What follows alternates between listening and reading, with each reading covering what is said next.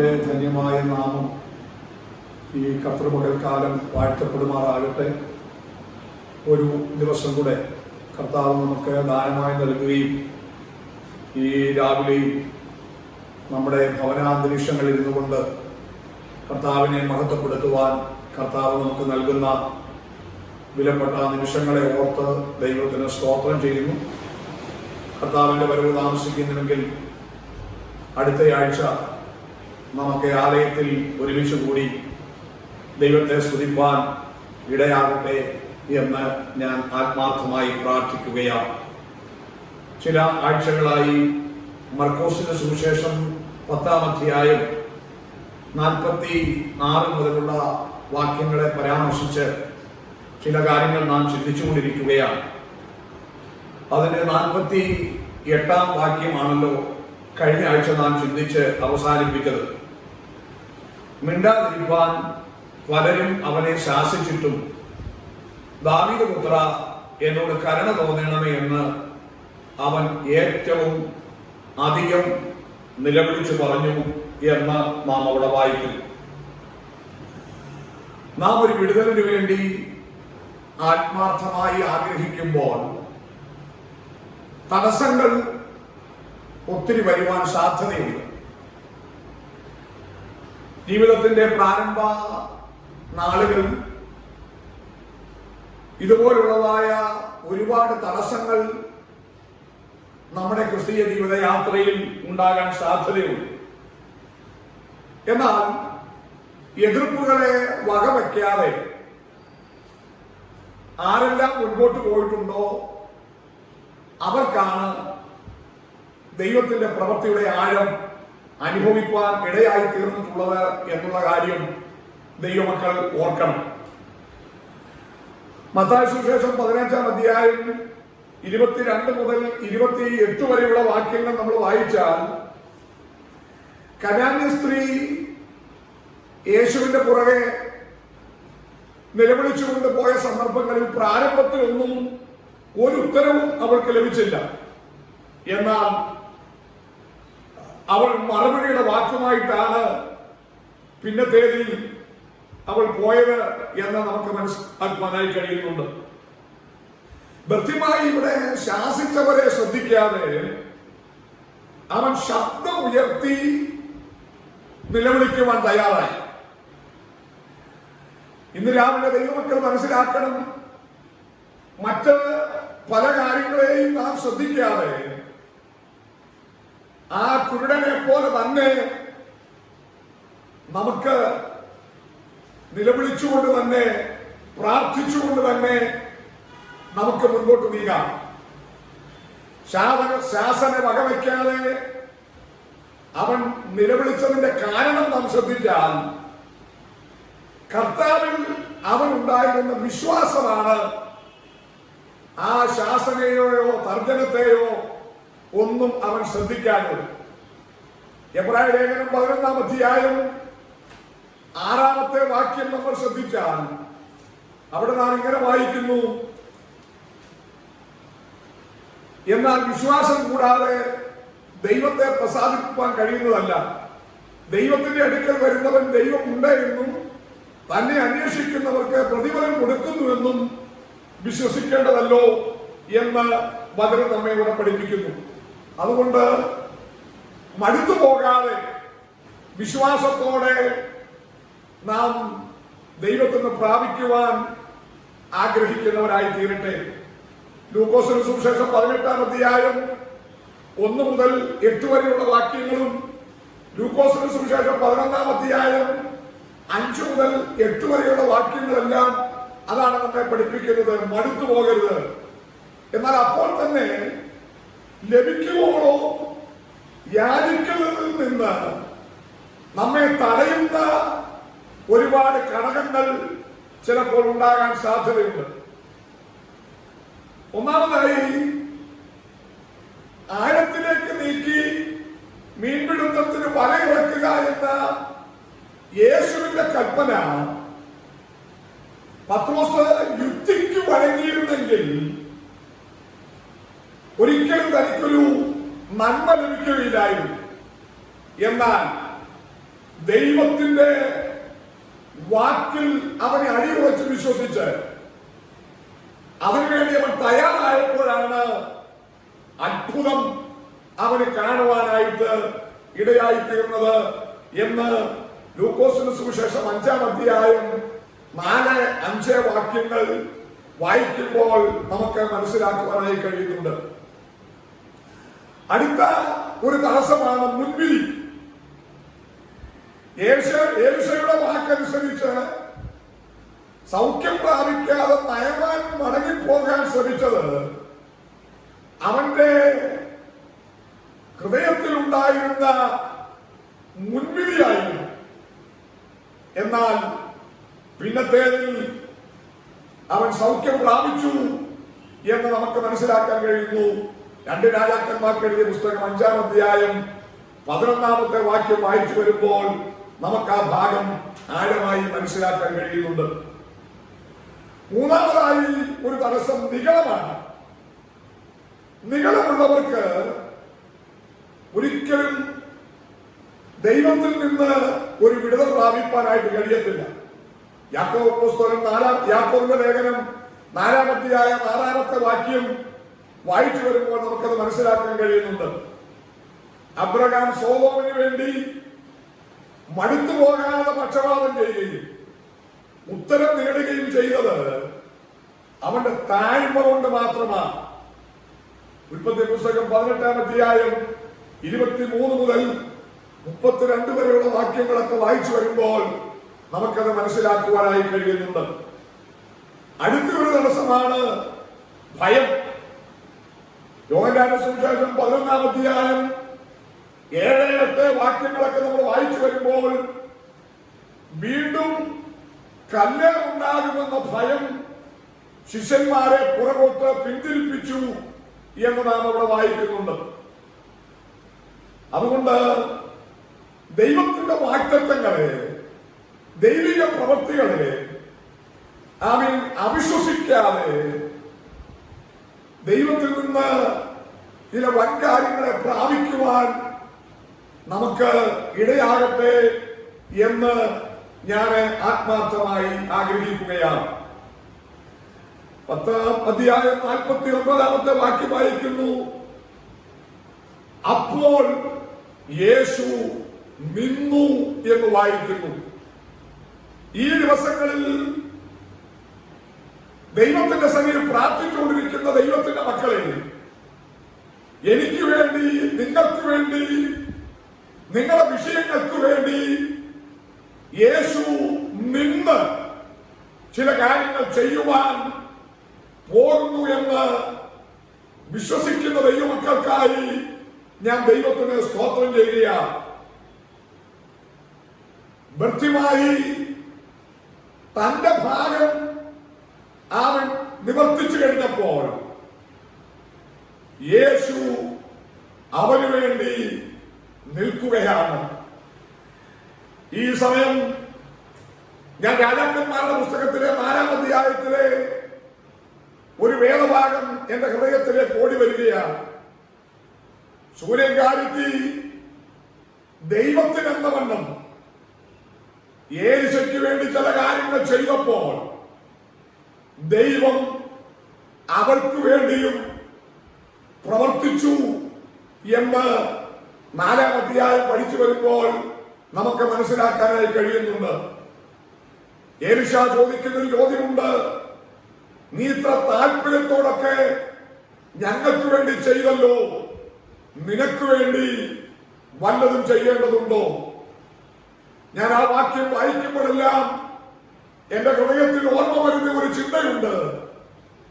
നാം ദൈവത്തിന് വേണ്ടി നിന്നാൽ ദൈവം നമുക്ക് വേണ്ടി നിന്ന് കാര്യങ്ങളെ ചെയ്യുന്ന ദൈവമാണ്. Price the Lord.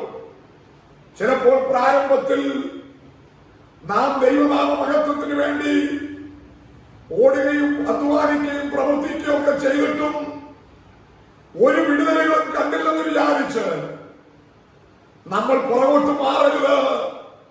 ദൈവം നമുക്ക് വേണ്ടി നിന്ന് നാം ഭാരപ്പെടുന്ന ചില വിഷയങ്ങൾക്ക് വേണ്ടി കാര്യങ്ങളെ ഏറ്റെടുക്കുമെന്ന് ഇന്ന് രാവിലെ ആത്മനിയോഗത്തോടെ ദൈവമക്കളോട് ഞാൻ ഓർമ്മിപ്പിക്കുകയാണ്. എലീശ ചോദിക്കുന്ന ചോദ്യമുണ്ട്. രാജാവിനോടോ സേനാധിപതിയോടോ നിനക്ക് വേണ്ടി വല്ലതും അപേക്ഷിക്കേണ്ടതുണ്ടോ? അവൾ അന്നേരം പറഞ്ഞൊരു വാക്കിങ്ങനെയാണ്, ഞാൻ സ്വജനത്തിന്റെ മധ്യത്തിൽ വസിക്കുന്നു. അവിടെ ആ വാക്കിനകത്ത് അവിടെ വിഷയം കിടപ്പുണ്ട്.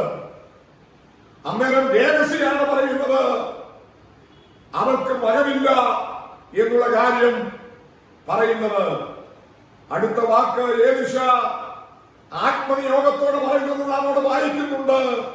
അടുത്ത വർഷം ഈ സമയമാകുമ്പോൾ സ്വജനത്തിന്റെ മധ്യത്തിൽ നിന്ദിക്കപ്പെട്ടവളെ പോലെ, ഭാരപ്പെട്ടവളെ പോലെ നീ അനുഭവിച്ച വിഷയത്തിന്റെ മേൽ ഒരു വിടുതൽ ദൈവാത്മാവ് ചെയ്യുമെന്ന് അവളോട് പരിശുദ്ധാത്മാവ് അരുളി ചെയ്യുകയാണ്. ഇന്ന് രാവിലെ എന്നെ കേൾക്കുന്ന വാത്സല്യ ദൈവത്തിന്റെ മക്കളെ, സ്വജനത്തിന്റെ മധ്യത്തിൽ ഏതെങ്കിലും വിഷയങ്ങളിൽ നീ നിന്ദിക്കപ്പെട്ടവനെ പോലെ വേറെ ആരുടെയും മുമ്പിൽ നീ അത് പലപ്പോഴും വെളിപ്പെടുത്തുന്നില്ലെങ്കിലും ദൈവത്തിന്റെ ദാസനാകുന്ന എലീശ കൂടെ കൂടെ ആ ഭവനത്തിൽ വരുമ്പോൾ അവളുടെ ജീവിതത്തിലെ വിടുതലിനെ കുറിച്ചുള്ളതായ ഭാരങ്ങളോ നിരാശകളോ ഒന്നും അവൾക്കില്ല. അവൾ ആത്മാർത്ഥതയോടെ ദൈവത്തിന്റെ ദാസനെ മാനിക്കുന്നതായി നമുക്കവിടെ കാണുവാനായി കഴിയുന്നുണ്ട്. ദൈവം അതെല്ലാം കുറിച്ചു വെക്കുകയാണ്. ജീവിതത്തിൽ വിടുതൽ താമസിച്ചെങ്കിലും ദൈവത്തോടുള്ള ബന്ധത്തിൽ ഒരു മടുപ്പും കാണിക്കാതെ ആത്മാർത്ഥതയോടെ അവർ നിന്നത് എന്റെ ദൈവം തമ്പുരാൻ കണക്കിട്ടു. രാവിലെ ശ്രദ്ധിക്കൂ, യേശു നമുക്ക് വേണ്ടി നിന്ന് കാര്യങ്ങളെ ചെയ്യുന്ന ദൈവമാണെന്ന് ഇന്ന് രാവിലെ ദൈവമക്കൾ മറന്നുപോകരുത്. ഹല്ലേലൂയ. അവൻ എഴുന്നേറ്റ് തിരുമുമ്പിൽ ആമീൻ വരണമെന്ന് കർത്താവ് ആമീൻ ആഗ്രഹിക്കുകയാണ്. നാം ഒരു കാര്യം മനസ്സിലാക്കണം, ദൈവത്തിന്റെ പ്രവൃത്തി നമ്മിൽ വെളിപ്പെടുവാൻ നമ്മുടെ ഭാഗത്ത് നിന്ന് നാമായി ചെയ്യേണ്ട, ക്രമീകരിക്കേണ്ട ചില കാര്യങ്ങളുണ്ട് എന്നുള്ള കാര്യം ദൈവമക്കൾ മറന്നുപോകരുത്. ആമീൻ. യാക്കോബിന്റെ ലേഖനം 4-ാം അധ്യായം 8-ാമത്തെ വാക്യം ഇങ്ങനെ പറയുന്നു, ദൈവത്തോട് അടുത്തു ചെല്ലുക. ആമീൻ. അപ്പോൾ ദൈവം നമ്മുടെ അടുക്കലേക്ക് ആമീൻ അടുത്തു വരും എന്ന് നമുക്കവിടെ മനസ്സിലാക്കുവാനായി കഴിയുന്നുണ്ട്. ദൈവത്തോട് അടുത്ത് ചെല്ലുക എന്നതിന്റെ അർത്ഥം നാം അവിടെ മനസ്സിലാക്കിയാൽ, ആമീൻ, വാക്യം 8-ാം അധ്യായത്തിൽ പറയുന്നുണ്ട്, തങ്ങളുടെ കൈകളെ ശുദ്ധമാക്കണം എന്ന് അവിടെ വചനത്തിൽ നമുക്ക് കാണുവാനായി കഴിയുന്നുണ്ട്. 8-ാമത്തെ വാക്യത്തിലും 1-ാം അധ്യായം 6-ാമത്തെ വാക്യത്തിലും ഒക്കെ നമ്മൾ ശ്രദ്ധിച്ചാൽ ഇരുമനസ്സുള്ള ആമീൻ തങ്ങളുടെ ഹൃദയത്തെ ശുദ്ധീകരിക്കണം എന്ന് അവിടെ നമുക്ക് മനസ്സിലാക്കാനായി കഴിയുന്നുണ്ട്. 4-ന്റെ 9-ാമത്തെ വാക്യം നമ്മൾ ശ്രദ്ധിച്ചാൽ സ്വന്തം ആമീൻ അവസ്ഥ കണ്ട് സങ്കടപ്പെട്ട് ദുഃഖിച്ച് കരയണം എന്ന് വചനത്തിൽ കൂടെ നമുക്ക് മനസ്സിലാക്കാൻ കഴിയുന്നുണ്ട്. 4-ന്റെ ആമീൻ 6-ാമത്തെ വാക്യം നമ്മൾ ശ്രദ്ധിച്ചാൽ കർത്താവിന്റെ സന്നിധിയിൽ താഴണം എന്ന് നമുക്കവിടെ മനസ്സിലാക്കുവാനായി കഴിയുന്നുണ്ട്. 49-ാമത്തെ വാക്യം മർക്കോസ് 10-ന്റെ 49-ാമത്തെ പറയുന്നു, അവനെ വിളിപ്പീൻ എന്ന് യേശു കർത്താവ് അവിടെ പറയുകയാണ്. ആര് അവൻ പിണ്ടാതിരിപ്പാൻ അവനോട് പറഞ്ഞു, അവരെ കൊണ്ട് തന്നെ യേശു കർത്താവ് അവനെ വിളിപ്പിക്കുകയാണ്. ഹല്ലേലൂയ. എത്ര ആമേൻ സ്തോത്രം. ഗുരുതരമായ വിഷയത്തിനും യേശുവിന്റെ മക്കൾ പരിഹാരമുണ്ട് എന്നുള്ള കാര്യം ഇന്ന് രാവിലെ മറന്നു പോകരുത്. ആ വാക്യത്തിനകത്തെ ഒരു വചനഭാഗം ഒന്നാഴമായി ശ്രദ്ധിക്കണം. ആമീൻ. അവരോട് പറയുകയാണ്, അവനെ വിളിപ്പീൻ എന്ന് യേശു പറയുകയാണ്. അതിനകത്തെ ഒരു ആത്മീയ സന്ദേശം കൂടെ ഞാൻ ഇന്ന് രാവിലെ ദൈവമക്കളോട് ഓർമ്മിപ്പിക്കട്ടെ. രക്ഷയുടെ സന്തോഷം അനുഭവിച്ച ഓരോ ദൈവത്തിന്റെ പൈതലിന്റെയും ഉത്തരവാദിത്തമാണ്, കടമയാണ് മറ്റുള്ളവരെ കൂടെ കർത്താവിലേക്ക് അടുപ്പിക്കുക എന്നുള്ളത്. ആമീൻ. ഉദാഹരണമായി നമ്മൾ മനസ്സിലാക്കിയാൽ, ആമീൻ, ലോത്ത് ചെയ്ത ഒരു കാര്യം നമ്മൾ മനസ്സിലാക്കിയാൽ, ഉൽപ്പത്തി പുസ്തകം 19-ാം അധ്യായം 12-ാമത്തെ വാക്യം നമ്മൾ ശ്രദ്ധിച്ചാൽ, ലോത്ത് മരുമക്കളോട് മാത്രം ഈ വിഷയം പറഞ്ഞു എന്നാണ് നാം വായിക്കുന്നത്.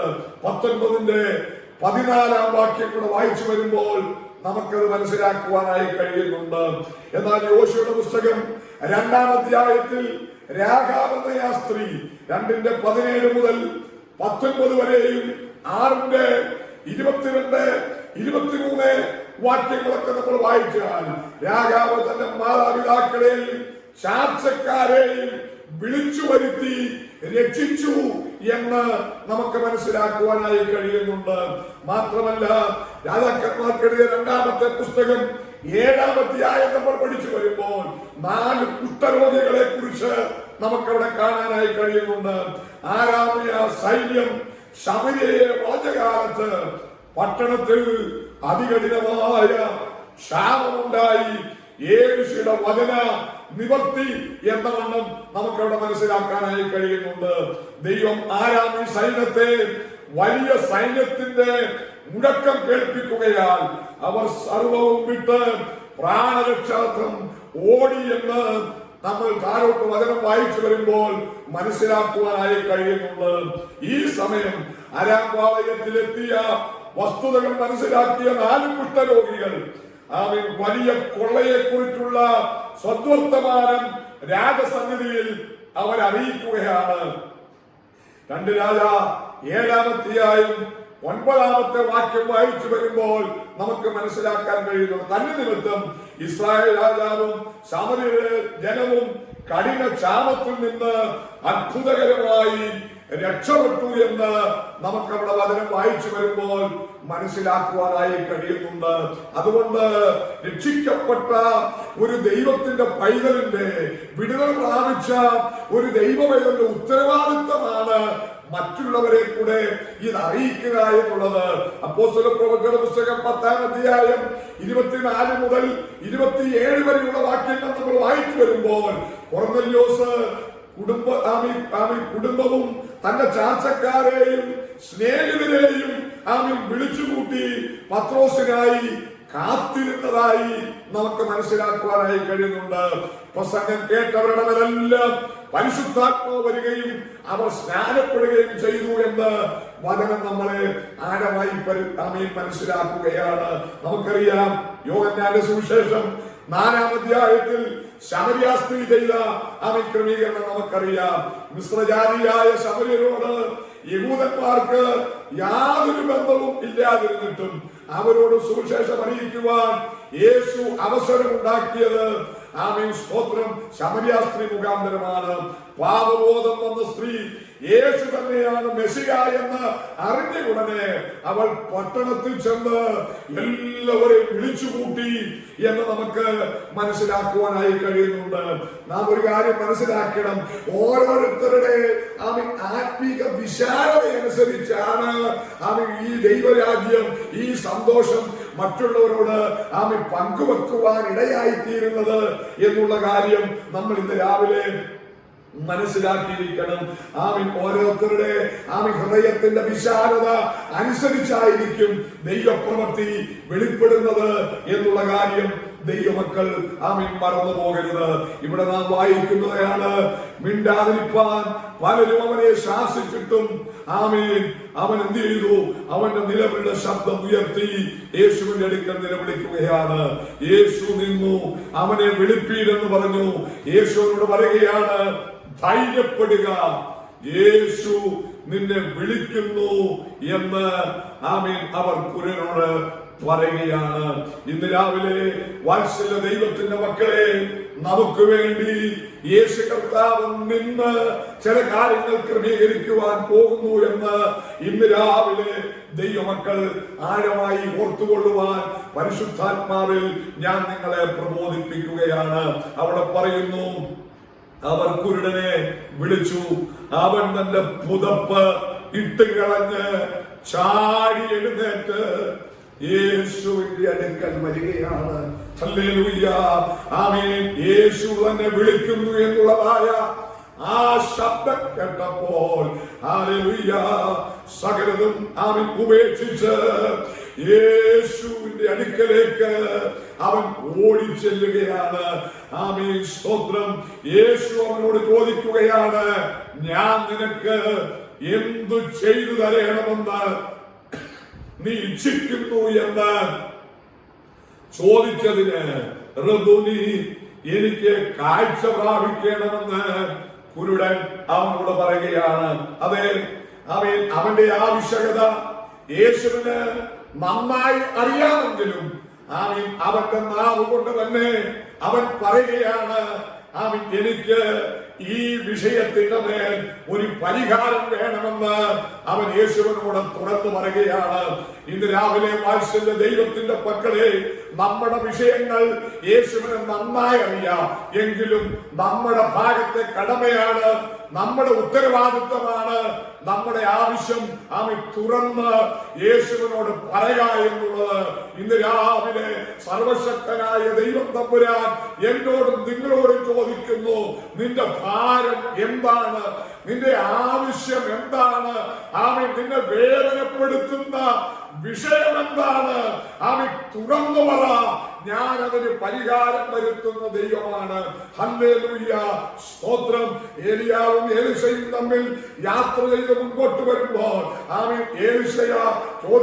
എലീശയോട് ചോദിക്കുന്ന ചോദ്യത്തിന് എലീശ പറയുന്ന മറുപടിയുണ്ട്, എനിക്ക് ഇരട്ടി ശക്തി വേണം. ഇന്ന് രാവിലെ എന്നെ കേൾക്കുന്ന വാത്സല്യ ദൈവത്തിന്റെ മക്കളെ, കർത്താവിനോട് തുറന്നു പറ, നമ്മുടെ ഭാരം തുറന്നു പങ്കുവെക്ക്. ദൈവമേ, എനിക്ക് ഈ ദിവസങ്ങളിൽ ഈ വിഷയത്തിന്റെ മേൽ ഒരു പരിഹാരം തന്നേ പറ്റൂ. ഇതിന്മേൽ എനിക്കൊരു മറുപടി ലഭിച്ചേ പറ്റൂ കർത്താവേ. എത്രയും വേഗം ഇതിന്മേൽ എനിക്കൊരു നീക്കുപോക്ക് വേണമെന്ന് തുറന്നു പറയുവാൻ ഇന്ന് രാവിലെ എത്ര പേര് തയ്യാറെടുക്കും? Praise the Lord. ഹല്ലേലൂയ. ഒട്ടും ലജ്ജിക്കണ്ട. ഹല്ലേലൂയ. ആരെയും ശ്രദ്ധിക്കണ്ട. തുറന്ന് കർത്താവിനോട് പറ, അവൻ നിന്റെ വിഷയത്തിന്റെ മേൽ ഇന്ന് രാവിലെ പ്രവർത്തിക്കുവാൻ മതിയായ ദൈവമാണെന്ന് ഞാൻ ആത്മനിയോഗത്തോടെ ഇന്ന് രാവിലെ ഓർമ്മിപ്പിക്കുകയാണ്. യേശു ഇന്ന് രാവിലെ ചോദിക്കുന്നു, ഞാൻ നിനക്ക് എന്ത് ചെയ്തു തരണം? Price the Lord. വാത്സല്യ ദൈവത്തിന്റെ മക്കളെ, വേദനയോടെ ഭാരത്തോടെ ചില വിഷയങ്ങളുടെ മറുപടികൾക്ക് വേണ്ടി കഴിഞ്ഞ കുറെ മാസങ്ങളായി, കഴിഞ്ഞ കുറെ ആഴ്ചകളായി ജാഗരിക്കുകയും പ്രാർത്ഥിക്കുകയും ചെയ്യുന്ന ദൈവമക്കളെ, നിങ്ങളുടെ വിഷയങ്ങളുടെ മേൽ ഇതാ ഒരു പരിഹാരം വെളിപ്പെടുന്നു എന്ന് ആഴമായി വിശ്വസിക്കുവാൻ ഇന്ന് രാവിലെ ഞാൻ നിങ്ങളെ പ്രബോധിപ്പിക്കുകയാണ്. യേശു അവനോട്, പോകാം, നിന്റെ വിശ്വാസം നിന്നെ രക്ഷിച്ചിരിക്കുന്നു എന്ന് പറഞ്ഞു. ഉടനെ അവൻ കാഴ്ച പ്രാപിച്ച് യാത്രയിൽ അവനെ അനുഗമിച്ചു എന്ന് നാം അവിടെ വായിക്കുന്നു. ഏത് വിഷയത്തിന്റെ വിടുതലാണോ അവൻ ആഗ്രഹിച്ചത്, ആ വിഷയത്തിന്റെ മേൽ അത്ഭുതകരമായ ഒരു വിടുതൽ അവന് ലഭിച്ചു. ഒരു കാര്യം മനസ്സിലാക്കണം, ഒരുപാട് തടസ്സങ്ങൾ ഇതിനുള്ള ബന്ധത്തിൽ കടന്നു വന്നെങ്കിലും ആ തടസ്സമൊന്നും വലുതായി കാണാതെ പ്രവർത്തിക്കുന്ന ഒരു ദൈവം എനിക്ക് വേണ്ടി ഉണ്ടെന്നും മനസ്സിലാക്കിയ പത്യമായി അവൻ വിടുതൽ പ്രാപിച്ചു, യേശുവിനെ അനുഗമിച്ചു. ഇന്ന് രാവിലെ വാത്സല്യ ദൈവത്തിന്റെ മക്കളെ, നാം പ്രാർത്ഥിക്കുന്ന വിഷയങ്ങളുടെ മേൽ മറുപടികൾ ദൈവം നൽകും. ചിലപ്പോൾ ഭൗതികമായും ആത്മീകമായും ശാരീരികമായും ഒക്കെയുള്ള വിഷയങ്ങൾക്ക് വേണ്ടി നാം ദൈവത്തിന് സ്തുതി പ്രാർത്ഥിക്കുന്നവരാണ്. ഒരു കാര്യം ദൈവമക്കൾ മനസ്സിലാക്കണം, വിടുതൽ മാത്രമല്ല നമ്മുടെ ലക്ഷ്യം, നന്മ മാത്രമല്ല നമ്മുടെ ലക്ഷ്യം, ഒരു വഴി തുറന്നു വരുന്നത് മാത്രമല്ല നമ്മുടെ ലക്ഷ്യം. ആര് നമുക്ക് വേണ്ടി അത്ഭുതം പ്രവർത്തിച്ചോ, ആര് നമുക്ക് വേണ്ടി വഴി തുറന്നോ, അവനെ ജീവിതത്തിന്റെ യാത്രയുടെ അന്ത്യം വരെ പിൻപറ്റുവാൻ നമ്മളൊരു തീരുമാനമെടുക്കണം. Price the Lord. പലർക്കും സംഭവിക്കുന്ന അബദ്ധങ്ങൾ, പലരും ദൈവത്തിന്റെ കൃപയിൽ നിന്ന് അന്യപ്പെട്ടു പോകുന്നതിന്റെ കാരണം, പ്രാർത്ഥിക്കും, പല വിഷയങ്ങൾക്കും സർവശക്തനായ ദൈവം തമ്പുരാൻ മറുപടി കൊടുക്കും, വഴികളെ തുറക്കും, നന്മകൾ ദൈവം തുറക്കും, ഒരുപാട് വിടുതലുകൾ ദൈവാത്മാവ് ചെയ്യും. പക്ഷേ ആ വിടുതൽ ലഭിച്ചു കഴിഞ്ഞാൽ ദൈവത്തിന്റെ സന്നിധിയിൽ നന്ദി കരയറ്റാതെ പിന്നെ പഴയതുപോലെയുള്ളതായ ദൈവികമായ ആശ്രയമില്ലാതെ, അവിടത്തേക്ക് കൊടുക്കേണ്ടതായ ബഹുമാനം കൊടുക്കാതെ പോകുന്ന ഒത്തിരി പ്രിയപ്പെട്ടവരെ നമുക്ക് കാണുവാൻ കഴിയും. ആകയാൽ ഇന്ന് രാവിലെ നമ്മെ ഒന്ന് പരിശോധിക്കാം. ദൈവം നമുക്ക് തന്ന ദൈവിക വിടുതലിനനുസരിച്ച് ദൈവത്തിന്റെ സന്നിധിയിൽ നന്ദിയുള്ളവരായി ബഹുമാനം കൊടുത്ത് മുൻപോട്ട് പോകുവാൻ കഴിഞ്ഞിട്ടുണ്ടോ എന്ന് നമ്മളെ ഒന്ന് പരിശോധിച്ച് ദൈവത്തിന്റെ സന്നിധിയിൽ നന്ദിയുള്ളവരായി, കടപ്പാടുള്ളവരായി അന്ത്യം വരെ അവനെ പിൻപറ്റി മുൻപോട്ട് യാത്ര ചെയ്യുവാൻ ദൈവത്തിന്റെ കരങ്ങളിൽ നമ്മെ തന്നെ നമുക്ക് സമർപ്പിക്കാം. ഒരു വാക്ക് നമുക്ക് പ്രാർത്ഥിക്കാം. സ്വർഗീയ പിതാവേ, ഈ ഞായറാഴ്ച രാവിലെയും ഇങ്ങനെ ദൈവം ഞങ്ങൾക്ക് തന്ന അവസരത്തിനായി സ്തോത്രം. അവിടുത്തെ വരവ് താമസിക്കുന്നുവെങ്കിൽ അടുത്ത ആഴ്ച ഞങ്ങൾക്ക് ആലയത്തിൽ വന്ന് ദൈവത്തെ ഒരുമിച്ച് ആരാധിച്ച് മഹത്വപ്പെടുത്തുവാൻ സർവശക്തൻ കൃപ ചൊരിയുന്നത് ഓർത്ത് ഞങ്ങൾ സ്തോത്രം ചെയ്യുന്നു. കൃപയിൽ ഞങ്ങളെ പൊതിയും, മഹത്വത്തിനായി സകലവും ചെയ്യും. യേശു ക്രിസ്തുവിൻ നാമത്തിൽ തന്നെ.